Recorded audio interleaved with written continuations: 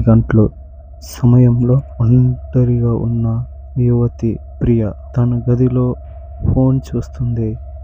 ప్రియ తన ఫోన్లో స్క్రోల్ చేస్తూ ఇక సాయంత్రం నుంచి ఫోన్లోనే ఉన్న ప్రియ మెల్లగా నిద్రపోయింది. తన ఫోను బలంగా వైబ్రేట్ మోగింది.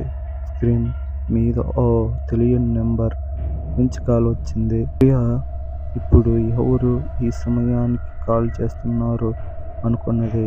ఫోన్లో నిశ్శబ్దం, ఆపై ఒక బిగ్గర నవ్వు వినిపిస్తుంది. తెలియని స్వరం, నిగూఢమైన స్వరం అని వినిపించింది. ప్రియ ఒక్కసారిగా కంగారు పడుతూ అటు ఇటు భయంతో చుట్టూ చూసింది.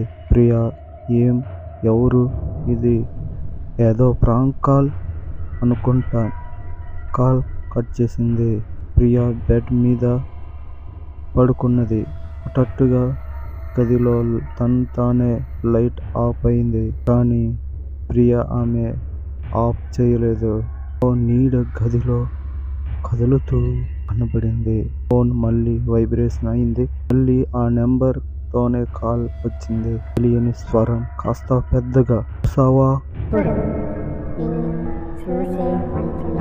అని వినిపించింది. ప్రియ గాల్లోనే ఊపిరి ఆగిపోతుంది అనిపించింది. నెమ్మదిగా మెల్లగా తలెత్తి చూసింది. ఒక ముళ్ళకంపలా భయంకరమైన ఆకారం ఆమె ముందు నిలబడింది.